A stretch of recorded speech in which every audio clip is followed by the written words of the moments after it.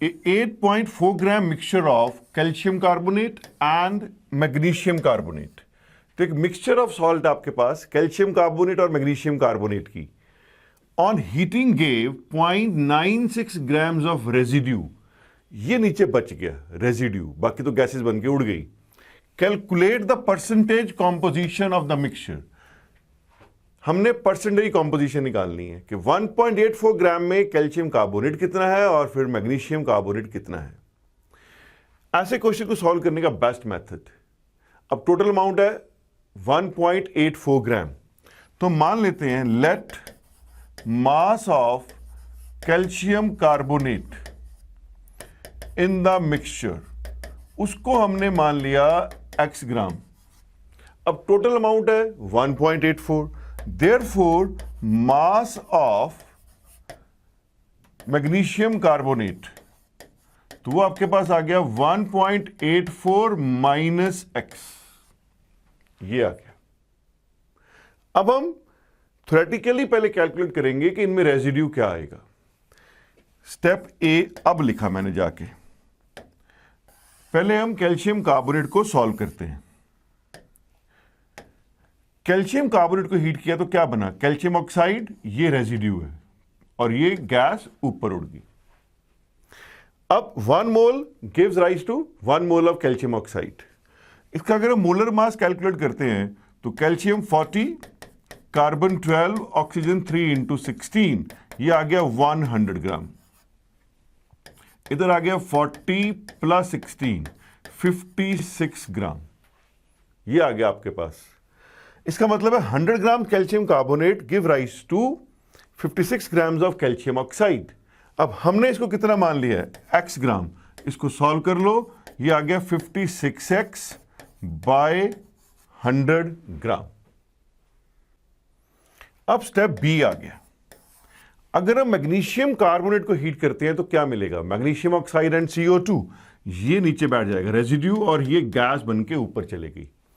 इसका molar mass calculate कर लो, magnesium 24, carbon 12, oxygen 3 into 16, ये आ गया आपके पास 48, 60 एंड 24, 84 ग्राम। ये बन गया आपके पास 24 प्लस 16, 40 ग्राम।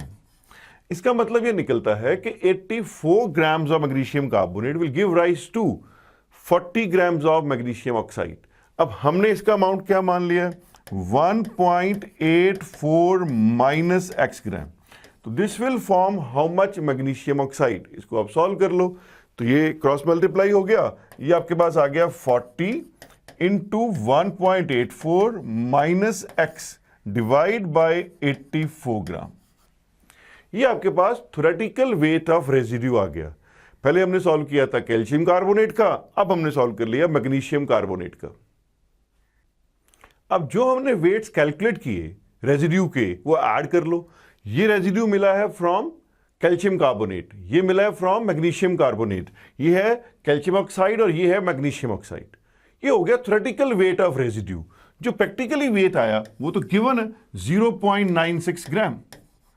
तो 0.96 का इसको इक्वेट कर दो, इसको अब सॉल्व करेंगे, आगे तो मैथ्स रह गया। अब सॉल्व करेंगे तो x आ जाएगा 1 ग्राम। अब x हमने किसको माना था, कैल्शियम कार्बोनेट को। इसका मतलब कैल्शियम कार्बोनेट का अमाउंट हो गया 1 ग्राम, तो इसलिए मैग्नीशियम कार्बोनेट का अमाउंट हो गया 1.84 माइनस 1, दैट मीन्स 0.84 ग्राम। तो अब हमें दोनों के मासेस लग गए पता। जो मिक्सचर आपके पास थी 1.84, उसमें 1 gram is calcium carbonate and 0.84 gram is magnesium carbonate. अब अगर आगे परसेंटेज निकालनी है वो तो बहुत सिंपल है। अब आपको अमाउंट पता लग गया है, 1 टोटल से डिवाइड करके 100 से मल्टीप्लाई कर लो। इसका मतलब ये निकला percentage of calcium carbonate in the mixture, ये आ गई 1/1.84 इंटू 100। इसको अगर हम सॉल्व करते हैं तो आंसर आ जाएगा 54.35%। अब अगर आपने मैग्नीशियम कार्बोनेट सॉल्व करना है, उसको चाहे ऐसे कर लो या 100 में से माइनस कर लो, क्योंकि दो ही तो कंपोनेंट है, एक हमने सॉल्व कर लिया।